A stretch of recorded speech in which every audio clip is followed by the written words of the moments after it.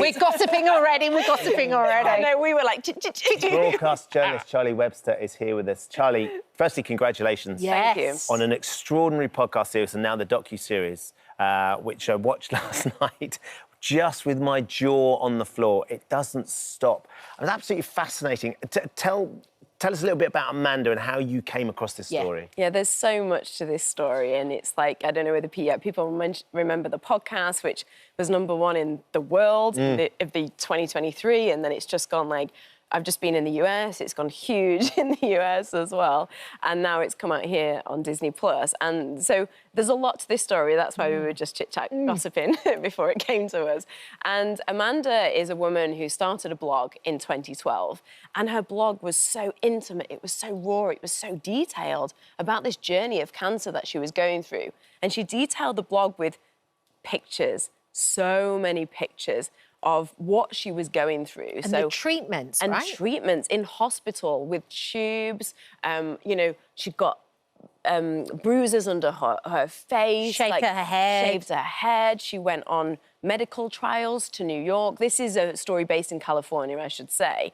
And she went to church, she stood on stage giving testimony, money was thrown at her feet, and we're talking like US mega church, so thousands of people. But the interesting thing about this story is, well, you kind of know the ending, really. It's called Scamander. So none of it was real. However, what's so fascinating is she did reenact it in a way. She didn't just lie behind a keyboard about, oh, I'm faking cancer. She actually... She lived kind of lived it, yeah.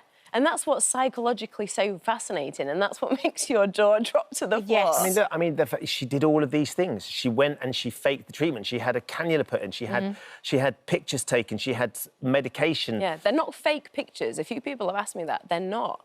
She actually and I think you discuss in the documentary how she sort of went about doing that.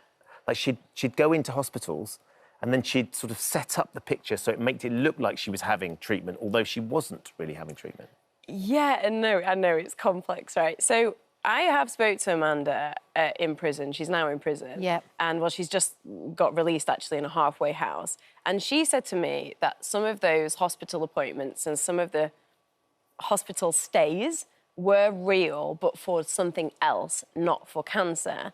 But then she really took advantage of that situation, and it made me think of, you know, like, I don't know, we see influencers on Instagram and social media, and we see, like, this bombardment of photos that maybe has been set up in one session of different gym sessions or something like that. Bear with me.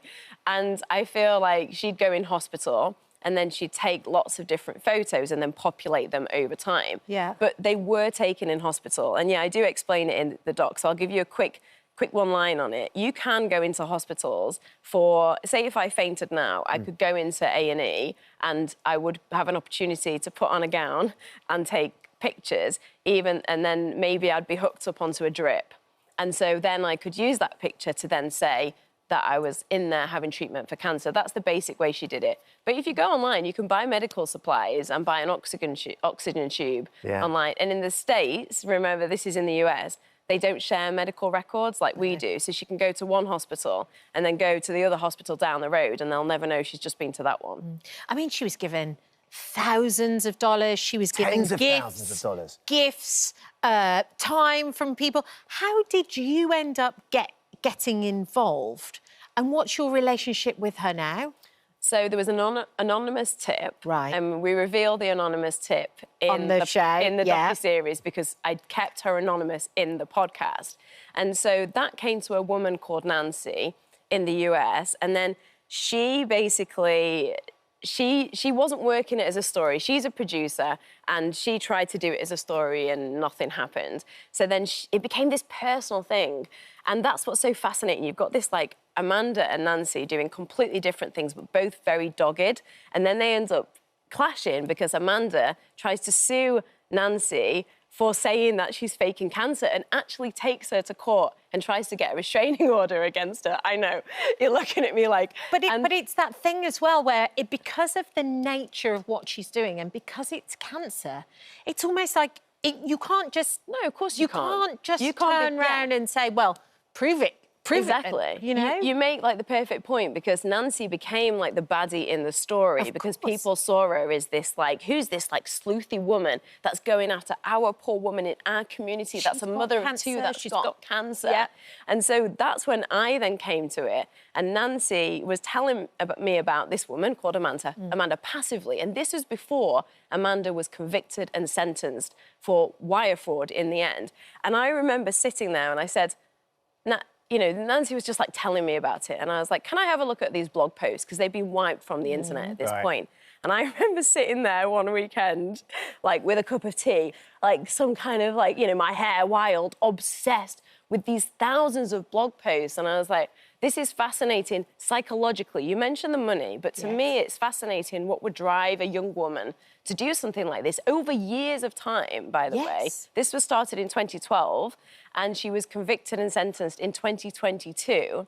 I know. Which you can say the money, but also it's almost like child abuse as well. If you're telling your children that you have that she had cancer. Yeah, and that they might need to donate bone marrow to her.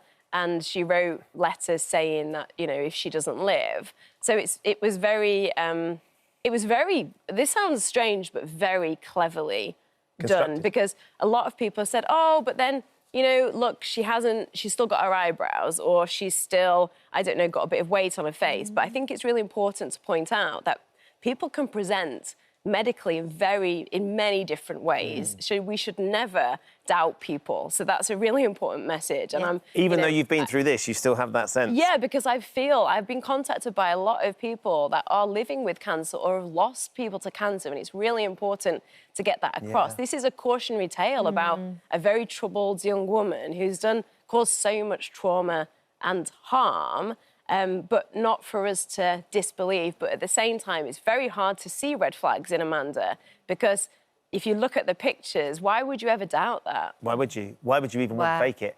Did she ever explain why she wanted to do it?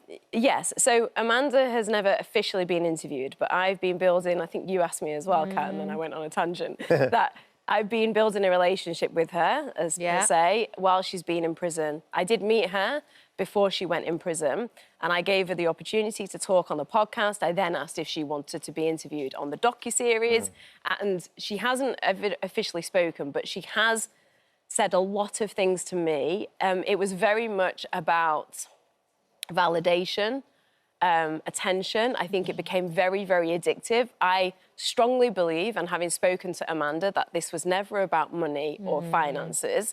And then if you can imagine that, it's a little bit like, I bring it back to social media, likes, likes, likes, likes, and then that becomes very addictive. I'm not excusing it or simplifying it, because what she did is extreme and wrong. But then I think it spiraled and spiraled, and then she got the book. She was like seen as the anointed one in church. She was seen as this like incredible person that offered hope, and she was inspirational. She's an amazing storyteller. But she has said to me that she regrets it every day. She does understand what she's done, which I think is interesting, although people may be speculative and think that she's lying to me. But I think there's definitely more to come with this story too. A load more to come. It will be grit. She's an extraordinary character. You've done an amazing job, Charlie. Thank you. Thank you for joining us today. Watch Scamander on Disney+. We'd love to get your thoughts.